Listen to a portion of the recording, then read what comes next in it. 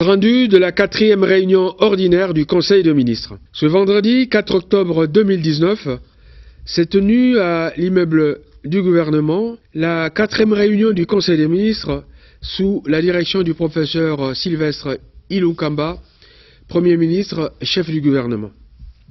5 points figuraient à l'ordre du jour, à savoir 1. Communication du Premier ministre, 2. Points d'information, 3. Approbation d'un relevé des décisions du Conseil des ministres. Et 4. Examen et adoption des dossiers. 5. Examen et adoption d'un texte.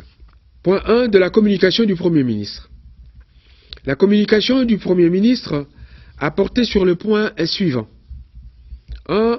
Quelques dispositions pratiques à respecter en rapport avec la préparation des réunions du Conseil des ministres. 2. La nécessité de promouvoir l'esprit de collaboration entre les membres du gouvernement pour l'unité et la cohérence de l'exécution du programme gouvernemental. 3. Les conclusions des rencontres entre le Premier ministre et les représentants de la Banque mondiale ainsi que ceux du Fonds monétaire international. S'agissant de quelques dispositions pratiques à respecter en rapport avec la préparation des réunions du Conseil des ministres, après avoir rappelé la procédure en matière d'inscription des dossiers à l'ordre du jour du Conseil des ministres, le Premier ministre a demandé aux membres du gouvernement que les dossiers à discuter en Conseil des ministres soient déposés au plus tard le mardi précédant la réunion hebdomadaire du vendredi. Concernant la nécessité de promouvoir l'esprit de collaboration pour l'unité et la cohérence de l'exécution du programme gouvernemental, le Premier ministre a insisté sur la franche collaboration qui doit exister entre les membres du gouvernement, tant au niveau de la transversalité des matières qu'à celui du ministère, entre les titulaires des départements et leurs adjoints, afin de garantir l'efficacité dans l'exécution du programme gouvernemental.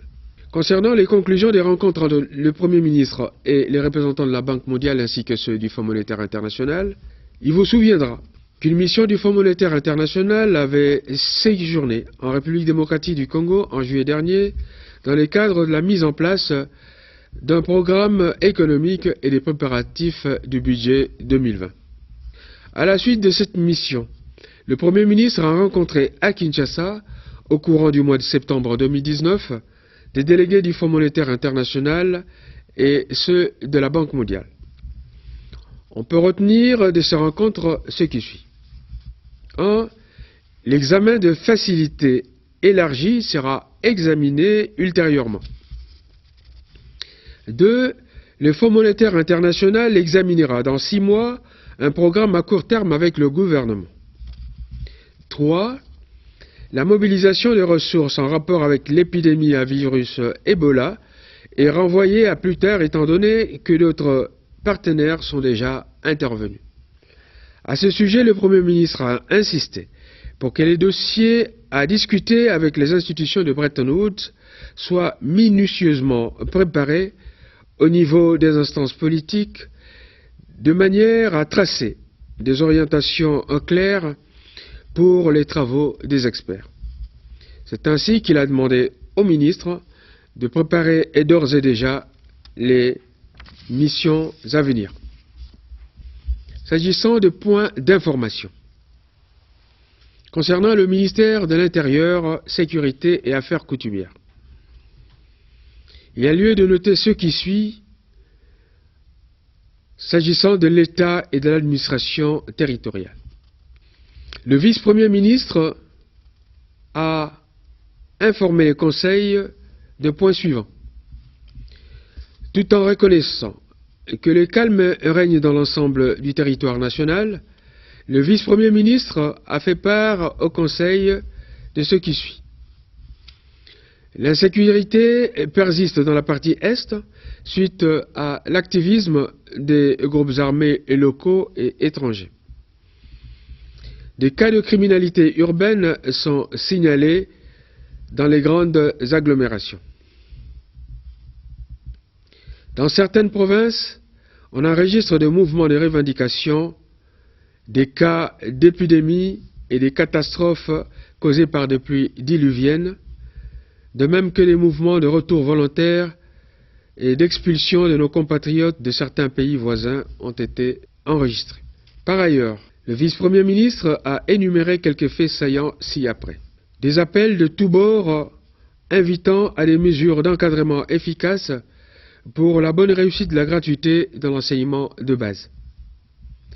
L'exaspération de la population du Maniema à la suite de la suspension des activités de la société canadienne Banro. L'ouverture, le 30 septembre 2019, des sessions ordinaires des assemblées provinciales sur toute l'étendue du territoire. À propos du ministère de la Défense nationale et des anciens combattants, on notera ce qui suit concernant la situation sécuritaire. Le ministre de la Défense nationale a fait sienne les informations exposées par le ministre de l'Intérieur sur le plan sécuritaire. Il a également fait part au Conseil des perspectives des discussions envisagées par le gouvernement provincial de l'Ituri avec le soutien de la MONUSCO dans le cadre du programme DDR. Au sujet du ministère de l'enseignement primaire, secondaire et technique, on relèvera les questions subséquentes à la mise en œuvre de la gratuité de l'enseignement de base.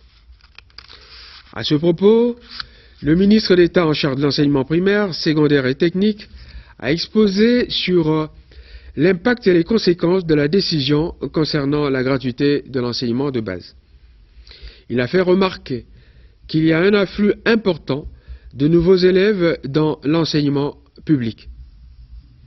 Le Conseil des ministres a décidé de la mise sur pied d'une commission chargée du suivi de l'ensemble de la problématique relative aux conséquences de la mise en pratique de la gratuité de l'enseignement de base.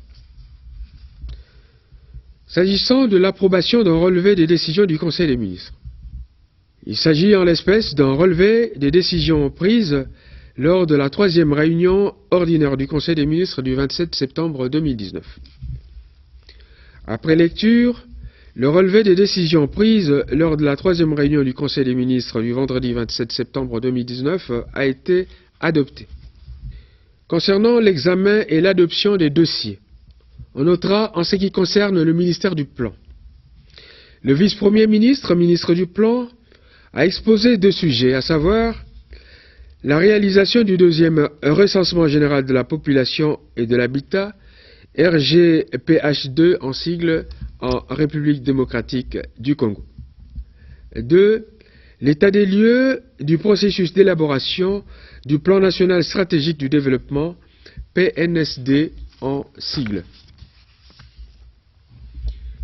Concernant le recensement général de la population, Madame le vice-premier ministre, ministre du Plan, a rappelé que le recensement scientifique de la population est une opération qui doit être la plus exhaustive que possible dans la mesure où elle doit fournir des données statistiques, socio-démographiques et économiques détaillées. Il a brossé par ailleurs à l'attention du Conseil les différentes phases du RGPH2 ainsi que l'appui technique nécessaire à la réalisation, de même que l'état d'avancement du projet et ses contraintes. Après débat, le Conseil des ministres a décidé d'allouer au projet la somme de 1 045 297 $ pour ne pas perdre les financements déjà intervenus dans ce projet. Concernant l'état des lieux du processus d'élaboration du plan national stratégique de développement, PNSD en sigle. À ce sujet, le Conseil des ministres a autorisé le principe de décaissement du montant sollicité, et ce pour servir à l'organisation de différents ateliers techniques. Madame la ministre de la fonction publique a exposé sur la nécessité de la convocation de la réunion du comité de pilotage pour la modernisation de l'administration publique, CPMAP en sigle, de même que sur la révisitation du protocole d'accord entre l'INAP et le gouvernement. S'agissant de la convocation de la réunion du CPMAP, l'option de convoquer le CPMAP MAP a été levé. À ce sujet, il a été décidé d'instruire le CTR de préparer les dossiers ad hoc avant que le Conseil des ministres ne statue à ce sujet. Concernant la révisitation du protocole d'accord entre l'INAP et le gouvernement, une concertation a été exigée entre les différents ministres concernés, à savoir celui du budget, des finances et de la fonction publique, et ce pour dégager des pistes de solutions réalistes qui seront exposées aux syndicats avant de ramener le dossier au niveau du Conseil des ministres. Communication du ministre des Mines. Le ministre des Mines a proposé au Conseil des mesures urgentes pour la sauvegarde du secteur des matières premières.